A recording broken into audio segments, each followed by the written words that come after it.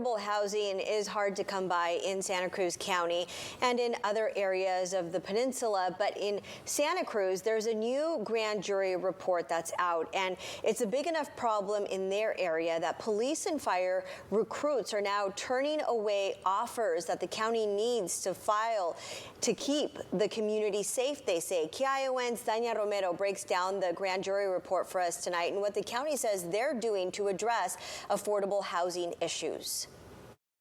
Santa Cruz County officials tell me essential workers offered over $100,000 a year are still rejecting the job because the cost of living here is too expensive. The county says they are working on multiple projects to address this issue. Living in the beautiful coastal city of Santa Cruz comes with a price. According to a new grand jury report, the city has become the second most expensive place to live in the country. The price of a home, on average, is $1.5 million. The county says this is impacting staffing levels at the sheriff's office and local hospitals. Because we're recruiting generally from a larger pool, often outside the county, once we do get to an offer and people start looking into the housing prices, we do lose quite a number of candidates. Maria Chavez is living in an affordable housing unit in Santa Cruz, but worries about the future of Santa Cruz.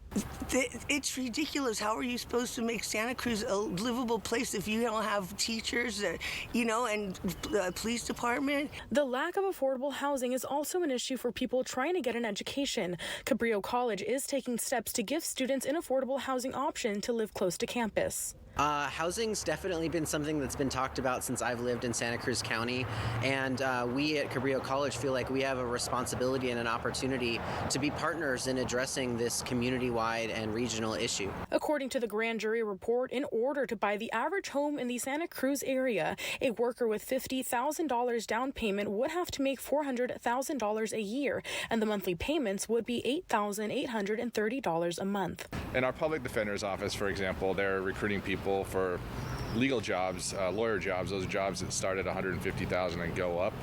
And about almost one out of every two of those offers don't follow through because of the housing prices locally. Hoppin says the project, however, is in its early stages. Well, we have some excess land that we're maybe looking at using for housing, and that might be one of the options that we look at down the road.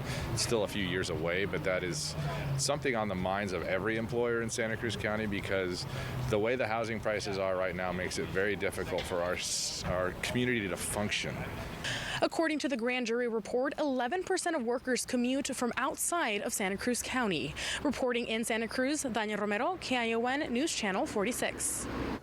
Looking a little closer at that grand jury report, some recommendations here for changes before the end of the year. They include developing clear, measurable guidelines to ensure that local preference is given to local workers in the constructions and also people who work or have low-income housing, demonstrating progress in working collaboratively with UCSC to develop housing sites that are affordable for UCSC students and essential workers in Santa Cruz, as well as reestablish regular meetings of work group or other entities that would allow planners from all 5 county jurisdictions to share ideas on housing development and develop joint projects.